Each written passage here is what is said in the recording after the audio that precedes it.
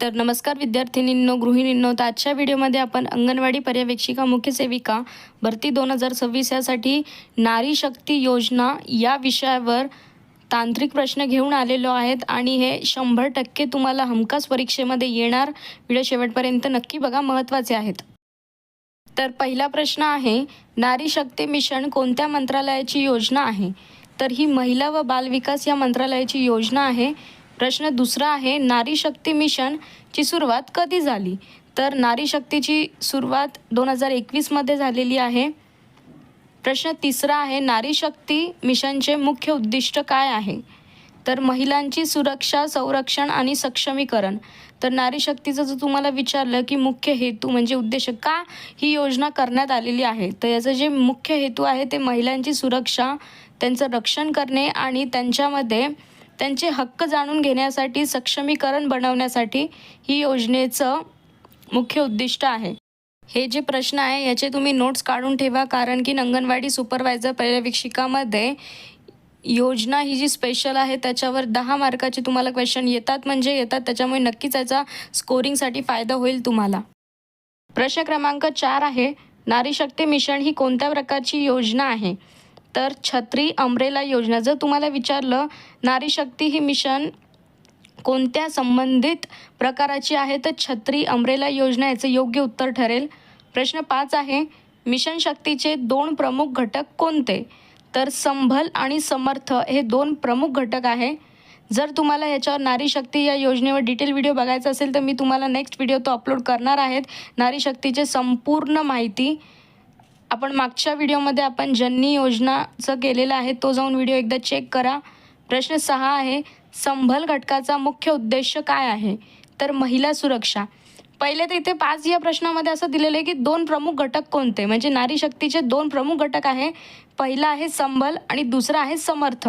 आणि त्यातील समर्थ या घटकाचा मुख्य उद्देश काय आहे? तर महिला सुरक्षा हा मुख्य उद्देश आहे. प्रश्न क्रमांक 7 आहे, समर्थ घटकाचा मुख्य उद्देश काय आहे? तर महिला सक्षमीकरण हे त्याचं मुख्य उद्देश आहे. प्रश्न क्रमांक 8 आहे, वन स्टॉप सेंटर OSC कोणासाठी आहे? तर OSC हे वन स्टॉप सेंटर हिंसाचारग्रस्त महिलांसाठी, जर त्यांना घरच्यांपासनं कोणी जर छेडछाड केली, घरात त्यांना जर त्रास असेल तर त्यासाठी हे वन स्टॉप सेंटर भारत सरकारद्वारे महिला व बालविकास या अंतर्गत उभारण्यात आलेले आहे. प्रश्न क्रमांक 9 आहे, OSCचे पूर्ण रूप काय आहे? तर वन स्टॉप सेंटर. फुल फॉर्मवर देखील आपण एक व्हिडिओ लवकरच घेऊन येणार आहेत, कारण की अंगणवाडीमध्ये जे काही फुल फॉर्मचे वर्ड्स यूज केलेले आहेत त्याच्यासाठी आपण डिटेल व्हिडिओ मी लवकरच बनवत आहे, तो देखील जाऊन बघा कारण की महत्त्वाचे. प्रश्न क्रमांक 10 आहे, महिला हेल्पलाईनचा क्रमांक कोणता आहे? तर महिला हेल्पलाईन 181 हा नंबर आहे. प्रश्न क्रमांक 11 आहे, महिला हेल्पलाईन 181 सेवा किती तास उपलब्ध असते? तर 24 तास ही योजना आपल्यासाठी महिलांसाठी उपलब्ध असते. प्रश्न क्रमांक 12 आहे, नारी अदालत असे कार्य काय आहे? तर महिलांचे स्थानिक स्तरावरील वाद आणि तक्रारी सोडविणे. तर नारी अदालत हे एक स्पेशल कार्य केलेले आहे आणि त्याचे जे मुख्य उद्दिष्ट आहे ते महिलांचे म्हणजे घराघरांचे जे भांडणं असतात त्यांच्या घरातील महिलांना दुसऱ्या गोष्टीचा जर काही त्रास असेल तर त्याच्या तक्रारी सोडवण्यासाठी नारी अदालत हे उभारण्यात आलेले आहे. प्रश्न क्रमांक 13 आहे, बेटी बचाओ बेटी पढाओ BBBP योजना कधी सुरू झाली? तर बेटी बचाओ बेटी पढाओ ही योजना 2015मध्ये सुरू झाली. आणि जर तुम्हाला विचारलं ही योजना भारत सरकारच्या कोणत्या म्हणजे प्रधानमंत्री थ्रू सुरू करण्यात आली, तर याचं योग्य उत्तर ठरेल पंतप्रधान नरेंद्र मोदी हे तेव्हाचे पंतप्रधान होते भारताचे. प्रश्न क्रमांक 14 आहे, BBBP योजनेचे मुख्य उद्दिष्ट काय आहे? तर मुलींचे शिक्षण, संरक्षण व सक्षमीकरण. प्रश्न क्रमांक 15 आहे, शक्ती सदन कोणासाठी आहे? तर शक्ती सदन हे निराधार व संकटग्रस्त महिलांसाठी आहे. पण हे शक्ती सदन आहे तिथे महिला कायमच्या राहू शकत नाही, त्यांना 3 वर्ष इतका कालावधी देतात. प्रश्न क्रमांक 16 आहे, प्रधानमंत्री मातृवंदना योजनेचा लाभ कोणाला मिळतो? तर गर्भवती व स्तनदा माता यांना प्रधानमंत्री मातृवंदना योजनेचा लाभ मिळतो. याच्यावर डिटेल व्हिडिओ बनवलेला आहे, एकदा जाऊन चेक करा. प्रश्न क्रमांक 17 आहे, राष्ट्रीय क्रेज योजनेचा लाभ कोणाला होतो? तर कामकाजी महिलांच्या लहान मुलांना या योजनेचा लाभ होतो. पुढचा व्हिडिओ बनवूया त्याच्यावर लवकरच. प्रश्न क्रमांक 18 आहे, नारी शक्ती दूध ॲप कोणत्या राज्याचा उपक्रम आहे? तर हा महाराष्ट्र राज्य सरकारचा उपक्रम आहे नारी शक्ती दूध ॲप. जर व्हिडिओ तुम्हाला वाटत असेल की फास्ट होत असेल तर मला कमेंटमध्ये नक्की सांगा.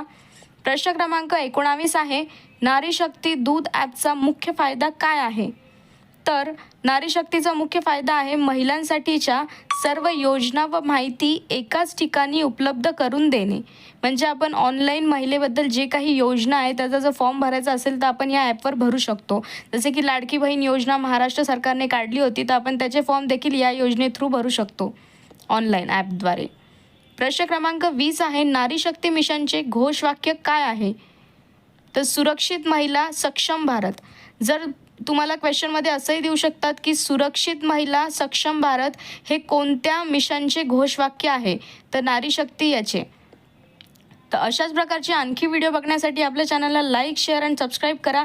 मी आणखी अशाच प्रकारचे TETचे देखील 2026मध्ये जी भरती होणार आहे त्यासाठी देखील व्हिडिओ बनवलेले आहेत. जसे की आदिवासी विकास विभाग गट ड, तलाठी भरती 2026 व इतर सरळ MPSC, TCS, IBPS नुसार जी भरती होणार आहे त्यासाठी अनेक अशा प्रकारचे व्हिडिओ आपल्या चॅनलवर पोस्ट केलेले आहे. एकदा जाऊन चेक करा. आणि अंगणवाडी तांत्रिकसाठी सुद्धा आपण भरपूर व्हिडिओ बनवलेले आहेत, नक्कीच चेक करा. व्हिडिओ आवडला असेल चॅनलला लाईक, शेअर आणि सबस्क्राईब करा. धन्यवाद.